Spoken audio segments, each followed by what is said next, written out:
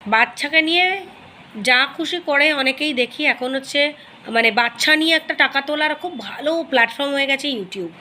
ছোট ছোট বাচ্চাদেরকে প্রত্যেক দিন ক্যামেরা ফ্রেন্ডলি করে তারা কি করছে না করছে, তাদের গতিবিধি সব কিছু দেখায় অনেক অনেক ব্লগার। আর আমরা সেখানে গিয়ে লাইক দিই, কমেন্ট দিই, ভালো লাগে তো। কিন্তু আমাদের পুরো সমাজে যা ক্রাইম হচ্ছে, এত গতিবিধি দেওয়ার আমার মনে হয় কোনো দরকার হয় না।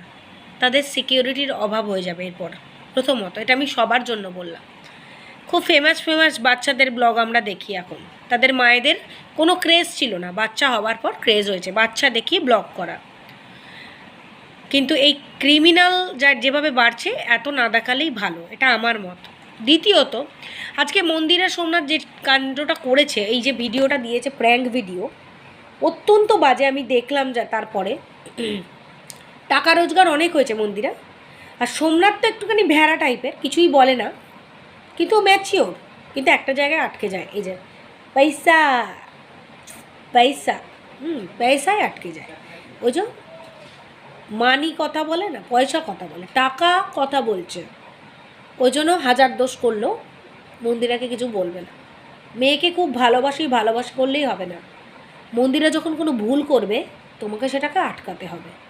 পয়সা রোজগার করছে বলে বাচ্চার ইমোশান নিয়ে খেলতে পারো না।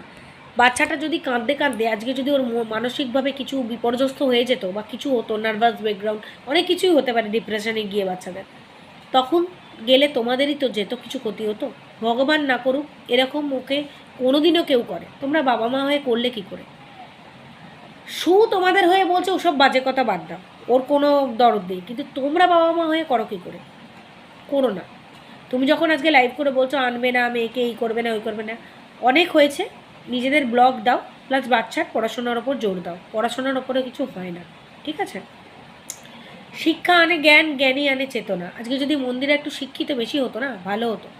তাহলে এই কথায় কথায় সিদ্ধান্তহীনতা, একে ছেড়ে ওকে, ওকে তার মানে বলতে বাধ্য হচ্ছি, ফ্লাকচুয়েট মেন্টালিটি, ইম্প্যাচুয়েশন, এগুলো ওর এত আসতো না। হয়তো ওর স্থির সিদ্ধান্ত গ্রহণের ক্ষমতা অনেক দিন আগে হয়ে যেত। তো মেয়েকে ভালো করে শিক্ষা দাও। আর এই ধরনের জিনিস বাচ্চাদের নিয়ে নইব কেউ করো না, কেউ না। ইউটিউবটা এখন বাচ্চাদের মুখ নিয়ে টাকা তোলার ভালো জায়গা হয়ে গেছে।